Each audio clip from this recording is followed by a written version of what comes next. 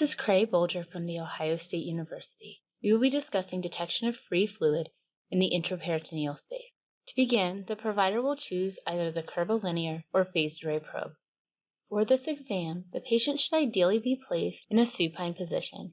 However, if they cannot tolerate this secondary to lines, drains, or their underlying condition, they may be examined in a semi-upright or lateral decubitus position. Keep in mind, when changing positions of the patient, that the dependent portion of the abdomen will also change, and thus the area where fluid collect will be different.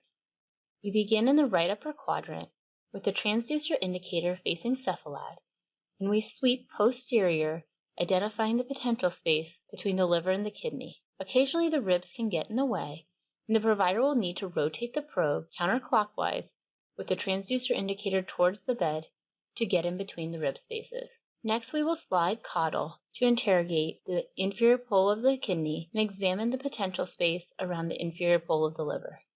In the right upper quadrant, the liver will appear in the near field as a large hypoechoic structure with internal vasculature. Morrison's pouch is the potential space between the liver and the right kidney. Free fluid in the right upper quadrant will typically appear anechoic and will collect between the liver and the kidney, or when smaller amounts of fluid are present, may only appear around the tip of the liver. Keep in mind that if the fluid is blood and it is clotted, it will appear more hypoechoic. Moving down to the bladder, the provider will place the probe with the transducer indicator towards the patient's right and then flatten the probe against the abdomen to interrogate the bladder and the area surrounding it.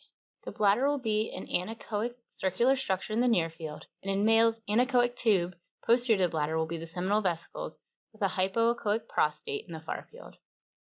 For females, the bladder will again be in the near field, with the cervix or vaginal vault in the far field. Especially in females, it is important to interrogate suprapubic view in the sagittal plane as well, to ensure that we can fully visualize the vesicular-uterine pouch between the bladder and the uterus and the rectouterine pouch. The bladder seen here in the near field towards the transducer indicator is well circumscribed. However, the pelvic free fluid tracks with sharp edges and no clear boundaries in the lateral and posterior aspects of the bladder.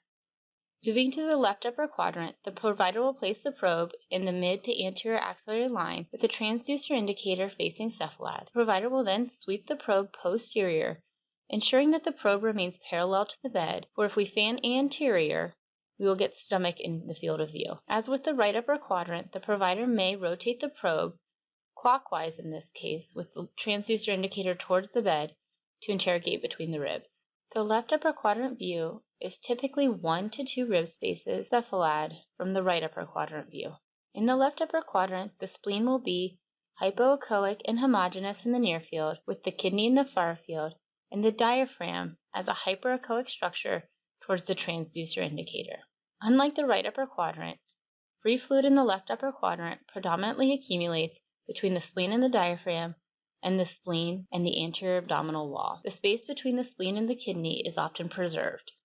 Lastly, we will interrogate the paracolic gutters. To do this, the provider will place the probe with the transducer indicator facing cephalad and slide along the lateral margin of the rectus muscles, sliding from the costal margin to the iliac crest. This view is typically obtained to interrogate for free fluid for procedures such as a paracentesis. These videos depict free fluid in the paracolic gutters. It is important to note the dynamic nature of the bowel in the far field. If the provider is using these windows to identify a pocket for paracentesis, this should be done immediately prior to the procedure, and the patient should not move or change positions as the pocket may no longer be present. Ultrasound is highly sensitive for the detection of free fluid in the abdomen. However, there are some limitations. Hollow viscous injury, retroperitoneal fluid, and fluid less than 250 cc may limit our ability to detect free fluid in the abdomen.